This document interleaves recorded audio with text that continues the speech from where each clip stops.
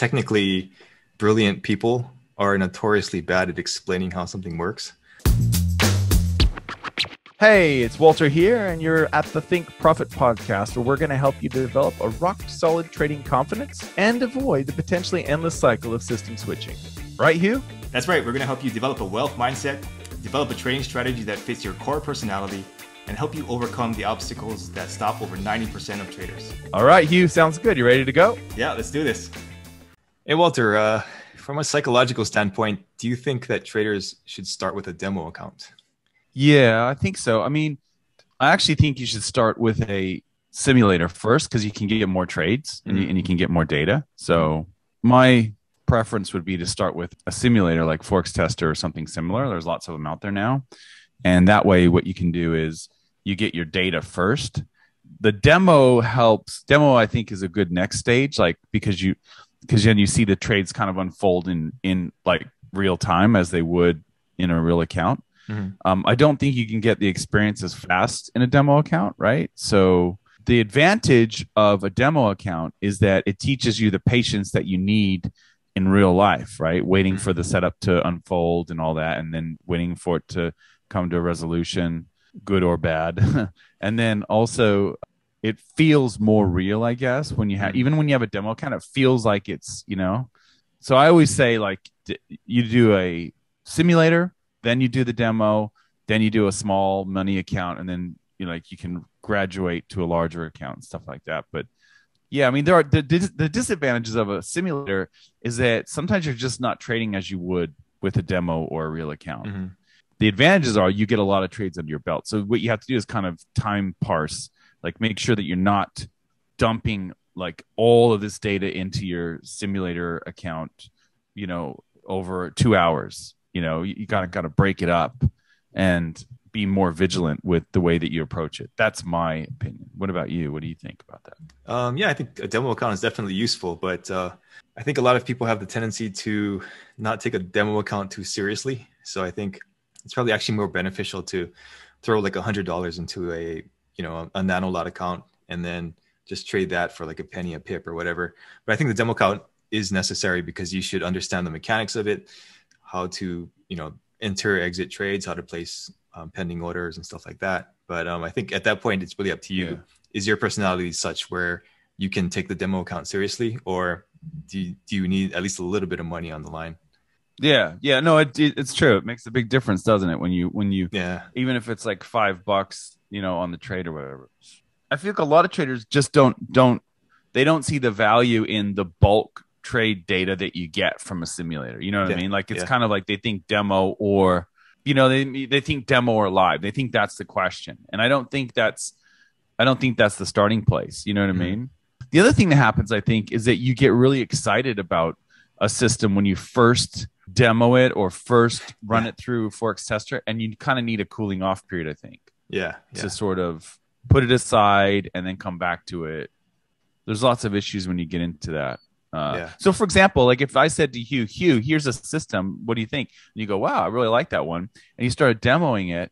If you're trading on the 4 hours, I don't know how long it would take you to get 300 trades or 400 trades. I don't know. I mean, it depends on how many markets you're trading and all that. But, if you're trading a system like that on the 4 hour charts, it might take you 9 months to get the same amount of data that you could get in 2 or 3 weeks if you were using a simulator. So, but again, like we said, it's a very different experience, live versus demo versus simulator. So, Oh, another thing to consider is also if you're doing like automated EAs or whatever, then I think a demo account is absolutely necessary. Like, because there's a little bit of psychology, like we talked about before, where you have to turn the thing on and off. But I think that the demo account really gives you like a live, real-time assessment of how well that EA works. Whereas if you just jump straight into live trading, there could be issues with like the spread and certain things with the broker. And I have a buddy who blew out like a big portion of his retirement account because he just jumped in with the EAs and he didn't realize that there are all these things that you had to check out. So I think that's one case where a demo account is absolutely necessary for sure. And back testing also, right? You want to run that through the simulator and see what kind of numbers you get. Yeah, definitely. Yeah. And there's a reason why when you connect to a server, like in MetaTrader, for example, it will say like you're connecting to the live server versus the demo server. That's a very different experience. If anyone's ever seen that, like my friends and I, we were running a strategy where it was like a grid system where you were taking profit every 3 pips. Like on demo, that was great. That was awesome. And then it was only about 3.5, 4 weeks into it on live account when everything fell apart and we started getting slipped like crazy. And if you're taking 3 pips profit and you get slipped a pip, then you're losing a third of your profit, right? So it's unsustainable. Yeah. But anyway, it was just really interesting, seeing that. And a lot of traders have seen that, right? You see the different experience on live versus demo. So it's tricky. But yeah, for EAs, you need to know exactly how it works. And a lot of times I think people, like, they'll get an EA and they think they know how it works, and then they don't actually test it on, like, they think they know the settings or whatever. Like if you have someone code it for you and they explain it to you, you go, yeah. But, or if someone gives it to you or whatever, and then you just don't know. Like I always say, why not just put it on a 1-minute chart and test it out and see if you know what it does? You know what I mean? Like it's ridiculous. On a demo, 1 minute, that's all you have to do. Like it doesn't matter if you're going to trade it on the daily. Put it on a 1-minute demo account and see what it does, and if it does what you think it's going to do. So no, that's totally. a big And like one, I think sure. Technically, brilliant people are notoriously bad at explaining how something works. So I think you really have to not take their instructions for granted and just like you said, test it out and see if it really works the way you think it does. Yeah, that's right. It's very rare to find someone who knows a lot and can explain it very well. And that there's actually a thing that, and it's not their fault really. It's more, it's not like their verbal skills are lacking. It's that their unconscious competence is so high. And that's something that for you as a trader, you can talk it out. You can literally talk it out. Like when you can record. Now it's so easy. I used to print it out and scroll and write on my charts that I printed out when I took trades. But you can actually talk it out now. You can just record it on your computer or whatever and talk about why you're taking a trade, and then why later on why you get out, or why you manage move to break even, or whatever you do. That can really help, because that brings out what's happening in the background in your head. That brings it out. And that's why I find it really useful for me to talk about charts, to an audience, because things that I'm thinking about, I don't realize that I'm thinking about them unless I actually say it out loud. You know what I mean? They go, oh, that's what I'm.